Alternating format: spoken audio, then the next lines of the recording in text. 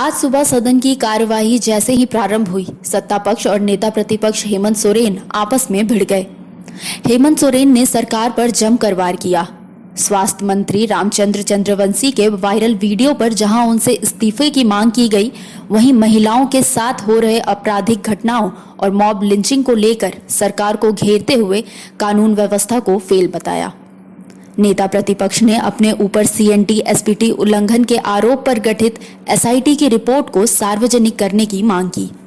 महिलाओं पर एक विधेयक भी आ रहा है, देखिएगा।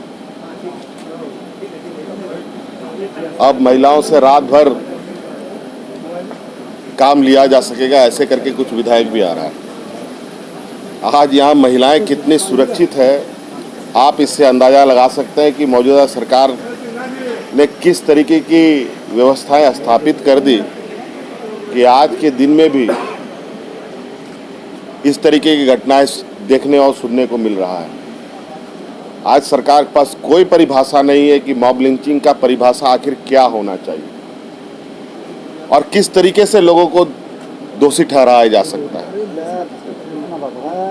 आज इस विषय पर सरकार को कानून बनाना चाहिए, लेकिन इससे अलग हट सिर्फ सरकार अपने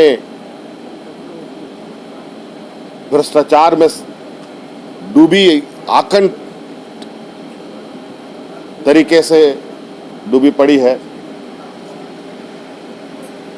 तो इस विषय पर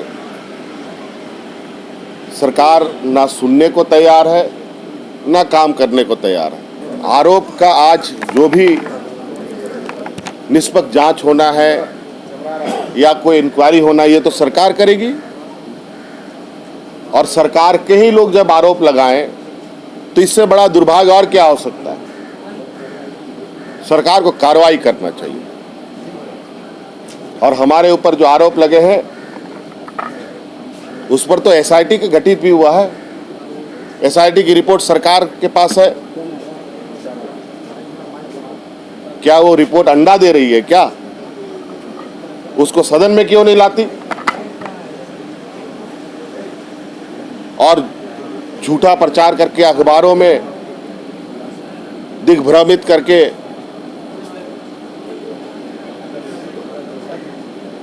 लोगों को फिर से ठगने का प्रयास हो रहा है। आज की कार्रवाई में लोहरदग्गा से कांग्रेस विधायक सुखदेव भगत ने सरकार पर जमकर निशाना साधा तथा मौजूदा सरकार के कार्यशैली की जमकर आलोचना भी की।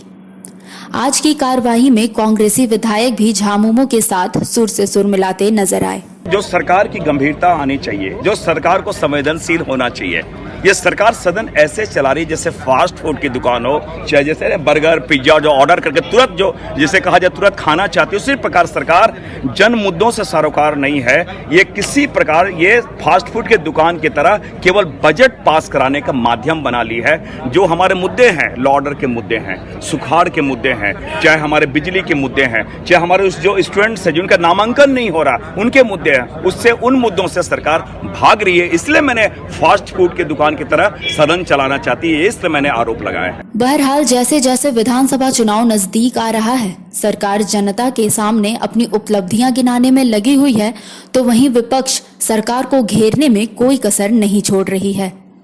अब यह देखना दिलचस्प होगा कि विधानसभा का आखिरी सत्र किसके नाम होता है और कैसे खत्म होता है। सनमार्ग लाइव के लिए सहयोगी कीर्ति तिवारी के साथ संवाददाता चंदन वर्मा की रिपोर्ट।